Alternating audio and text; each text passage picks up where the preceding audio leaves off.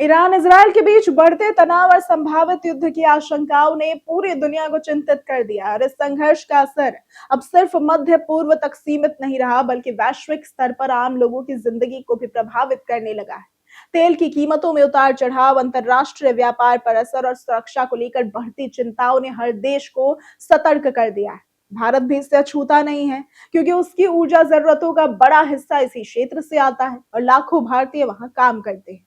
इस बीच भारत की राजनीति में भी इस मुद्दे को लेकर हलचल तेज हो गई है। एक तरफ कांग्रेस पार्टी केंद्र सरकार, खासकर नरेंद्र मोदी की विदेश नीति पर सवाल उठा रही है, तो वहीं दूसरी तरफ पार्टी के ही कुछ वरिष्ठ नेता सरकार के रुख का समर्थन करते हुए नजर आ रहे हैं। इससे कांग्रेस के भीतर मतभेद खुलकर सामने आ गए। कांग्रेस सांसद मनीष तिवारी ने यह स्पष्ट रूप से कहा था कि ईरान, इजराइल, अमेरिका का यह संघर्ष भारत का युद्ध नहीं है। उन्होंने जोर देकर कहा कि भारत को अपने राष्ट्रीय हितों को प्राथमिकता देनी चाहिए, चाहे वो तेल और गैस की आपूर्ति हो, खाद की जरूरत हो या फिर विदेशों में रह रहे भारतीयों की सुरक्षा। हर निर्णय इन पहलुओं को ध्यान में रखकर ही लिया जाना चाहिए। अब इनके अनुसार सरकार इस समय बेहद सावधानी और संतुलन के साथ काम कर रही है, जो देश और आम जनता के हित में है। अब इसी तरह कांग्रेस के वरिष्ठ नेता शशि थरूर ने भी सरकार के संयमित रुख का समर्थन किया है। उन्होंने कहा कि भारत की चुप्पी को कमजोरी के रूप में नहीं देखा जाना चाहिए, बल्कि ये एक सोची समझी रणनीति है। शशि थरूर के मुताबिक हर मुद्दे पर आक्रामक प्रतिक्रिया देना जरूरी नहीं होता।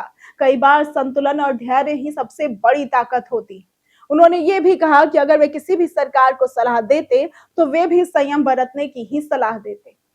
शशि थरूर ने इस बात पर भी जोर दिया कि आज के जटिल और खतरनाक वैश्विक स्थिति में बहादुरी से ज्यादा समझदारी की जरूरत है। सिद्धांतों और व्यवहारिकता के बीच संतुलन बनाना ही सच्ची कूटनीति है। भारत को अपने मूल्यों का सम्मान करते हुए अपने राष्ट्रीय हितों की रक्षा करनी चाहिए।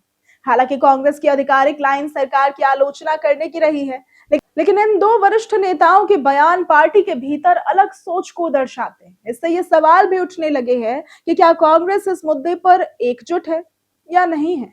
ये पहली बार नहीं है जब इन नेताओं ने पार्टी लाइन से हटकर बयान दिया हो, लेकिन इस बार मामला अंतरराष्ट्रीय राजनीति से जुड़ा होने के कारण ज्यादा गंभीर माना जा रहा है। कुल मिलाकर ईरान इजरायल तनाव ने जहां वैश्विक स्तर पर चिंता बढ़ा दी है, वहीं भारत के अंदर भी एक बड़ा राजनीतिक मुद्दा बनता हुआ नजर आ रहा है। आने वाले समय में ये देखना दिलचस्प होगा कि भारत अपनी कूटनीतिक रणनीति को कैसे संतुलित रखता है और क्या विपक्ष इस मुद्दे पर एकजुट होकर सरकार को घेर पाता है या नहीं। अगर आपको आज की वीडियो पसंद आई हो तो इस वीडियो को लाइक करें, ज्यादा से ज्यादा शेयर करें और हमारे चैनल को सब्सक्राइब करना ना भूलें। आज के लिए सिर्फ इतना ही। वीडियो हमारे साथ बने रहने के लिए धन्यवाद।